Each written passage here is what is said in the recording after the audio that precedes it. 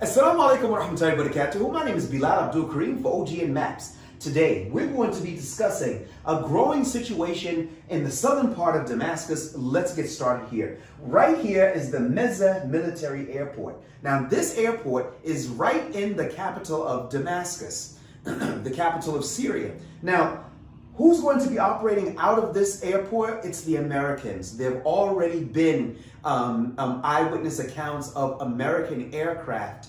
We're talking about helicopters taking off from this military airbase in the southern part of the country. Now, some people may be sitting there saying, well, why is that significant? First, let's go to the reason why it's been stated that this military airbase is needed for the Americans, because there's going to be an announcement soon, as has been said, of an agreement between Tel Aviv and Damascus, a security agreement. And it's been said that the Americans will basically be there to police the agreement to make sure that nobody violates against anybody else. Well, let's pick that apart for a second. First issue is that Syria hasn't been violating anybody's sovereignty because they haven't even been firing back on the Israelis. So it's not as if they need to keep two belligerents apart from one another.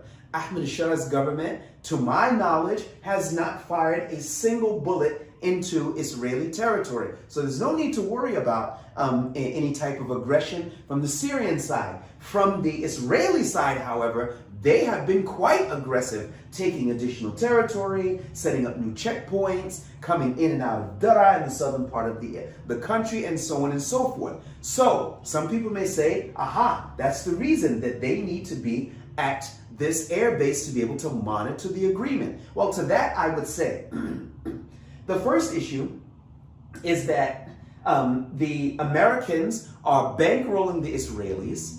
They are arming the Israelis, and in addition to all of that, they politically cover for the Israelis for genocide taking place in the Palestinian territories.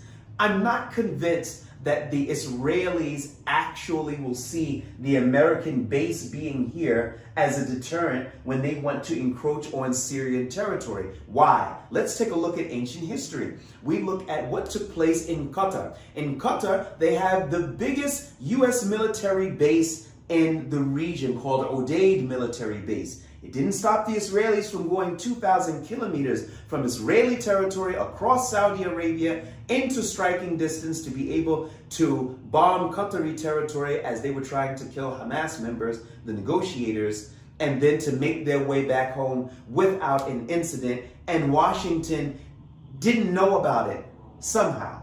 So as we're taking a look here, brothers and sisters, needing an American base here is a bit suspect to say that they actually need that level of protection from the Israelis when a phone call would probably do. Now, let's take a look and see around the country.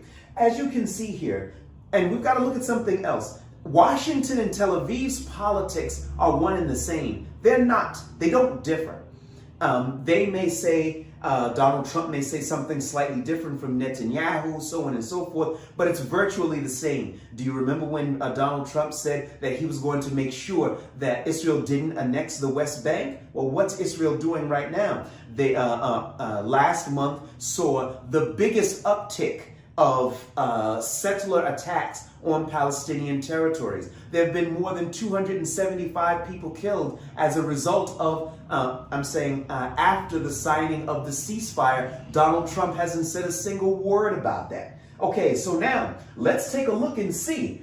This in purple is an airbase which the Americans have access to. Another one here in Tenerife. Another one here. These are the Kurdish-controlled militia force areas, and another here, and another here. You have to understand that the Kurdish militia forces that are in the northeast are Israeli Tel Aviv friendly. So we are looking at a possible threat to Syria's sovereignty, having so many bases that the Americans have access to, when the Americans are the biggest backers and funders of the Israelis and now they have a legitimate base inside of Syria.